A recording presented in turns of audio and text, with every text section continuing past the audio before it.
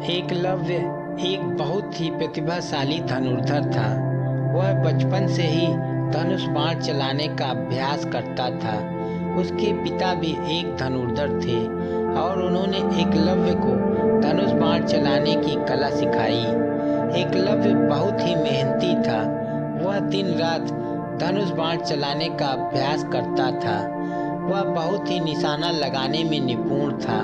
उसकी धनुर्विद्या की कोई सीमा नहीं थी। एक दिन एकलव्य गुरु द्रोणाचार्य के आश्रम में गया। वह गुरु द्रोणाचार्य से धनुर्विद्या सीखना चाहता था।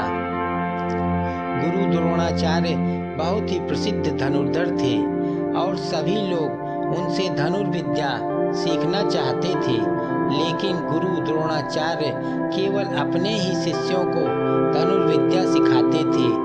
एकलव्य को पता था कि वह गुरु द्रोणाचार्य का शिष्य नहीं बन सकता, लेकिन वह बहुत ही इच्छुक था कि गुरु द्रोणाचार्य से धनुर्विद्या सीखे। इसीलिए उसने एक उपाय सोचा। एकलव्य ने एक मिट्टी की मूर्ति बनाई और उसे मूर्ति को गुरु द्रोणाचार्य के रूप में मानकर धनुर्विद्या का अभ्यास करने लगा। वह दिन रात उस मूर्ति के सामने धनुष बाण चलाने का अभ्यास करता था। गुरु द्रोणाचार्य एक दिन अपने आश्रम में टहल रहे थे, तभी उन्होंने एकलव्य को मूर्ति के सामने धनुष बाण चलाते हुए देखा। गुरु द्रोणाचार्य को बहुत आश्चर्य हुआ। उन्होंने एकलव्य से पूछा कि वह कौन है और वह क्या कर रहा है। एकलव्य ने बताया कि वह गुरु द्रोणाचार्य से धनुर्विद्या सीखना चाहता था, लेकिन चूंकि वह गुरु द्रोणाचार्य का शिष्य नहीं बन सकता था, इसलिए वह मूर्ति के सामने धनुर्विद्या का अभ्यास कर रहा था। गुरु द्रोणाचार्य को एकलव्य की लगन और निष्ठा देखकर बहुत प्रसन्न हुए। उन्होंने एकलव्य को अपना शिष्य बना लिया। एकलव्य गुरु द्रोणाचार्य से धनुर्विद्या सीखता रहा।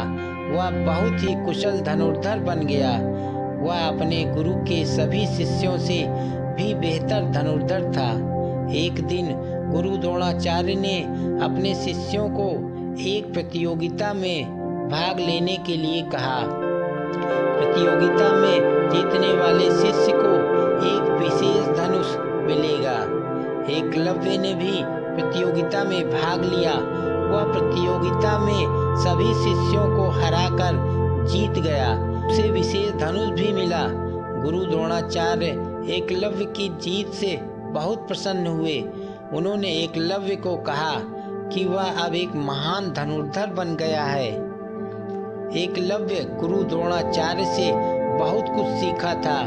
उसने सीखा था कि लगन और निष्ठा से कुछ भी हासिल किया जा सकता है।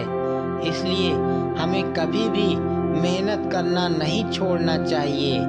तो हमेशा मेहनत कीजिए और अपने सपनों को पूरा कीजिए।